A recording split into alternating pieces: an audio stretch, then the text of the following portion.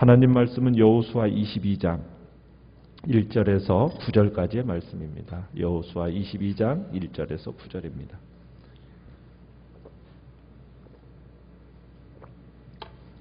여호수아 22장 1절 말씀입니다. 그때 여호수아가 르우벤 사람과 갓 사람과 므낫세 반 지파를 불러서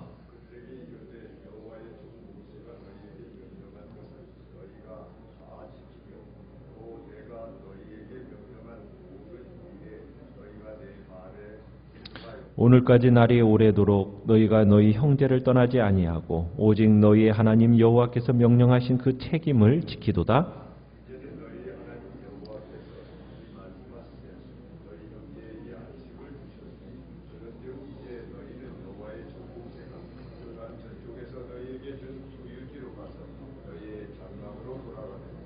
오직 여호와의 종 모세가 너희에게 명령한 명령과 율법을 반드시 행하여 너희의 하나님 여호와를 사랑하고 그의 모든 길로 행하며 그의 계명을 지켜 그에게 친근히 하고 너희의 마음을 다하며 성품을 다하여 그를 섬길지니라 하고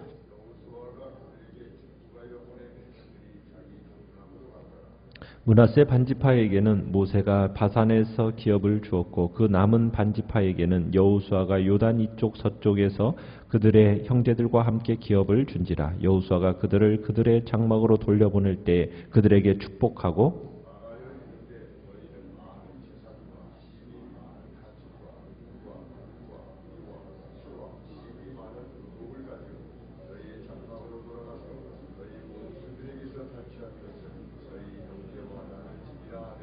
같이 읽습니다. 르우벤 자손과 갓 자손과 므낫세 반 지파가 가나안 땅 실로에서 이스라엘 자손을 떠나 여호와께서 모세에게 명령하신 대로 받은 땅 곧 그들의 소유지 길르앗으로 가니라. 아멘. 오늘 말씀의 제목은 순종은 계속돼야 한다라는 제목으로 말씀을 나눕니다. 일찍이 요단 동편에 두 지파 반은 기업이 딱 이제 가지게 되었는데 그 요단 동편에서 기업을 얻는 그 조건이 있었어요. 그것은 가나안 정복 전쟁에 앞장서기로 모세와 약속한 거였습니다.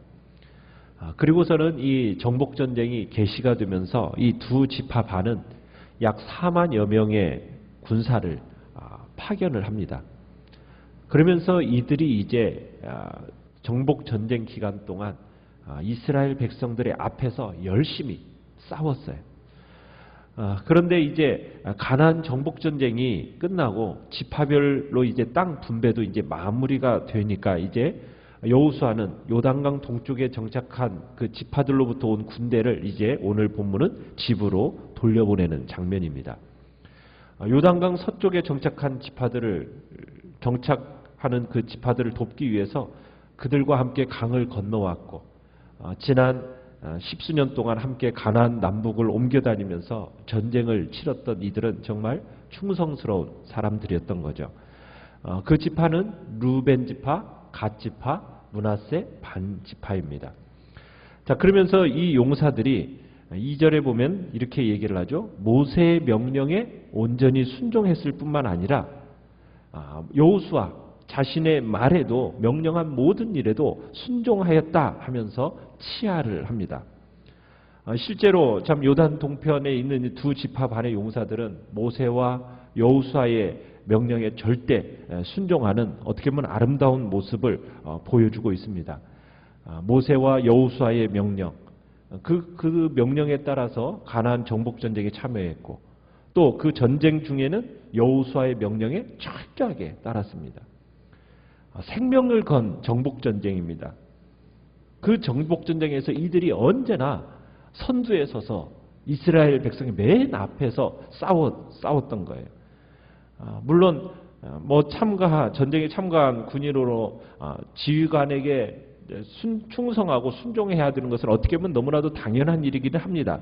그러나 이미 자신들의 기업은 확정된 상태예요.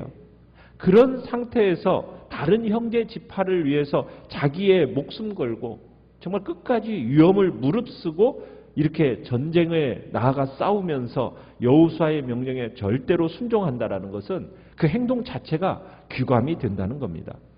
그래서 여호수아는 이들의 순종이 하나님의 축복을 가져왔음을 역설하면서 그들은 이스라엘에 충성한 것이 아니라 하나님께 순종했기 때문에 이 일이 가능했음을 이제 보여주고 있습니다. 3절을 보시면은 여호수아는 또 요단 동편 두 지파의 용사들에게 많은 세월 동안 형제를 떠나지 아니하고 오직 하나님의 그 명령하신 책임을 다하였다, 이렇게 또 치하합니다. 그러니까 오랫동안, 그죠? 주어진 사명에 충실했던 겁니다. 가나안 정복 전쟁이 실제로 어느 정도의 기간이 소요됐는지는 이렇게 여호수아에 정확하게 나오는 건 없습니다. 알 수는 없어요. 그렇지만 책의 흐름과 이 사건의 배경을 감안할 때 상당히 많은 세월이 흐른 것이 확실합니다.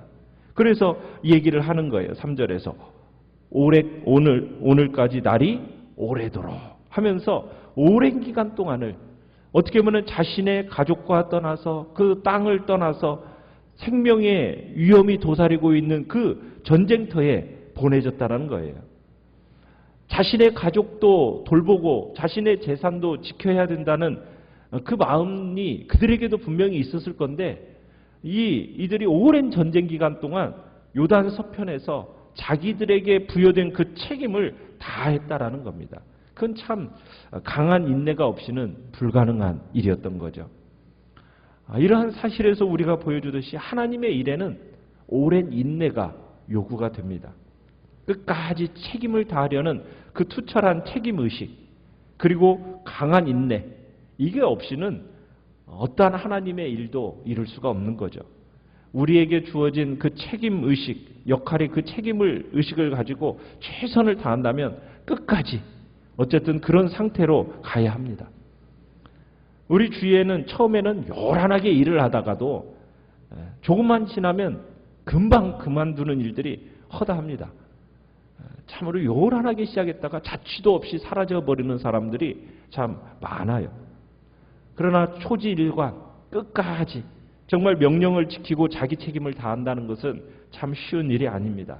더군다나 내 행복이 아니라 남의 행복을 위해서 자기를 바치고 남을 섬기기를 위해서 정말 자기를 희생한다라는 것은, 그렇게 충성한다는 것은 참 쉬운 일이 아닙니다.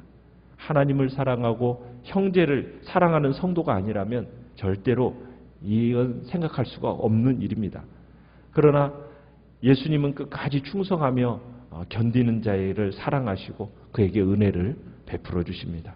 주님이 부르시는 그날까지 정말 요단 동편의 이 두 지파 반의 사람들이 그러했었듯이 우리도 맡겨진 사명에 최선을 다하는 그런 복된 자리에 있기를 바랍니다. 자, 여호수아는 이 세 지파 사람들에게 신신당부를 합니다. 자, 여호수아가 이제 요단강 서쪽 그 지파들에게 안식이 주어져서 이제는 돌아가도 좋다라고 이야기를 하면서 5절에 그렇게 얘기를 하는 거예요. 지금까지 말씀에 순종해 온 것처럼 앞으로도 반드시 하나님께서 모세를 통해 주신 그 율법에 순종하며 살 것을 지금 당부를 하는 겁니다. 그러니까 이 여호수아의 당부는 어떻게 보면 주님의 백성들이 하나님과의 관계를 유지하는 데 있어서 유념해야 할 꼭 5가지 지침을 담고 있습니다. 첫 번째는 5절에 너희 하나님 여호와를 뭐해라? 사랑하라. 그러면서 두 번째는 주님께서 그 지시한 모든 길로 행하라, 따르라. 세 번째는 그의 계명을, 그의 명령을 지켜라. 네 번째는 그에게 친근히 해라. 주님을 가까이 해라. 다섯 번째는 너희의 마음을 다하며 성품을 다하여 그를 섬겨라. 하나님을 섬겨라. 여러분, 이 말씀은 하나님께서 여호수아에게 1장에서 당부하셨던 내용이잖아요. 그 내용을 지금 여호수아는 이 지파들에게 똑같이 당부를 하고 있는 겁니다. 그러니까 이 원칙은 시간과 장소를 초월해서 어느 때 어느 곳에 살든지 상관없이 모든 하나님의 백성들이라면 마음에 새기고 그리고 실현하기 위해서 노력해야 하는 내용인 겁니다. 겉으로 드러나는 경건만으로는 만족해서는 안 돼요. 그래서 이 점을 강조하기 위해서 너희의 마음을 다하며 성품을 다하여, 그죠? 마음을 다하고 정성을 다하여 그렇게 살아갈 것을 호소를 하고 있습니다. 그러니까 우리의 삶의 모든 영역이 정말 하나님의 주권 아래에 있어야 되고 온 마음과 온 정성을 다해서 그 하나님 한 분만을 섬겨야 할 것을 이야기하고 있는 겁니다. 왜 그렇게 여호수아가 지금 여호와 하나님께 대한 순종을 강조하는 걸까요? 어떻게 보면 자신이 지금 오랜 경험을 통해서 이게 하나님과의 바른 관계를 유지하는 것만이 오래도록 안식과 평화를 보장받는 길이라는 것, 그것만이 어떻게 보면 유일하고도 확실한 비결임을 깨달았기 때문입니다. 하나님과 바른 관계를 갖는 것만이 진정한 안식이요 진정한 평화의 길이라는 겁니다. 참 특별히 모든 일이 형통할 때는 더욱 열심히 하나님을 섬겨야 됩니다. 사실 우리는 위기의 때보다도요 평화의 때에 흔들리기가 더욱 쉬워요. 신앙이라는 것은 그래요. 고난의 때에는 하나님을 간절히 찾습니다. 어렵고 힘드니까 찾아요. 그런데 그 모든 일이 해결이 되면 어때요? 하나님을 잊어버리기가 일수인 게 그게 인간입니다. 그래서 잠언 기자는 이런 얘기했어요. 혹 내가 배불러서 하나님을 모른다 여호와가 누구냐 할까 하오며. 여러분 우리 이런 말씀에 주의해야 돼요. 참 인간은 변하기 쉬운 존재입니다. 하나님을 잘 섬기다가도 어느 순간에 하나님을 버리고 죄악된 길로 갈 수밖에 없는 그런 존재이라는 거 우리 인정해야 됩니다. 그래서 여호수아는 이런 인간의 속성, 인간이 하나님을 떠나서는 절대로 평화와 안식을 보장받을 수 없음을 잘 알고 있었기 때문에 지금 요단 동편 두 지파의 그 용사들에게 지금 얘기하는 거예요. 모세의 율법을 준수해라. 주님의 길로 행해라. 마음을 다하여 성품을 다하여 하나님을 섬겨라. 지금 그렇게 권면하고 있는 겁니다. 우리가 하는 일이 잘 되고 모든 일이 풍족할 때가 어떻게 보면 더욱 열심을 내어서 하나님을 섬겨야 할 때인 겁니다. 이게 바로 성도들이 가져야 할 올바른 태도인 거죠. 여호수아는 이제 8절에 가보면은 자기 기업으로 돌아가는 요단 동편 두 지파의 용사에게 많은 재물을 나누어 주면서 전쟁에 참여하지 않은 다른 형제들에게도 나누어 주라고 이야기를 합니다. 우리는 이 성경을 통해서 이스라엘 사회가 전쟁에서 취한 것들은 나누는데 하나의 원칙이 있음을 보게 돼요. 그건 뭐냐면 전쟁에 직접 참여한 사람이나 후방에서 지원한 자가 모두 함께 나누라. 똑같이 나누라는 거예요. 이 법칙은요. 우리가 이제 다윗 얘기 속에서도 우리가 등장하는 것을 우리가 보게 됩니다. 그러니까 영적인 어떻게 보면은 이런 법칙은 이스라엘 백성이라면 모두 다가 한 형제자매란 이 공동체 의식 이것 속에서 출발하는 겁니다. 우리도 영적인 이스라엘이지 않습니까? 그리스도 안에서 한 형제자매된 성도들로서 정말 어떻게 보면은 동일하게 요청되는 정신인 겁니다. 나눔이야말로 참 공동체를 이루는 기본 요소인 거죠. 구약 이스라엘 백성들의 이 나눔의 정신이 또 이 시대를 살아가는 영적 이스라엘인 우리들에게도 동일한 정신으로 요구가 되는 겁니다. 우리가 나눔의 삶을 살 때 어떻게 보면 교회는 더욱 아름답고 견고한 공동체가 됩니다. 그리고 세상 사람들에게도 칭찬받는 공동체가 되는 것이고 그걸 통해 하나님께 영광을 돌리게 되는 것이죠. 그리고 그 일이 결국에는 많은 사람들을 구원의 길로 인도하는 그런 복된 역할을 잘 감당하게 되는 것입니다. 오늘 혹여나 우리의 삶 속에 느슨해진 신앙생활은 없는지 한번 주님 앞에서 다시 한번 돌아보시고 이 느슨해진 신앙생활을 다시 한번 바로잡겠다라는 아름다운 결단이 있게 하시며 순탄할 때든지 힘들 때든지 언제든지 정말 하나님 한 분 붙들고 그분을 항상 섬기며 말씀대로 살아가겠다고 결단하는 이 복된 시간이 되시기를 간절히 바랍니다. 오늘 말씀을 생각하면서 순종은 계속해서 내가 이로 가겠다고 결단하시고요. 그리고 연약한 우리의 지체들을 위해서 기도해 주시고 또 이제 수요 예배 또 계속해서 이어지는 대신방과 다음 주에 있을 설 명절도 주님의 은총의 은혜를 놓고도 계속 기도해 주시기 바랍니다. 계속 기도해 주시기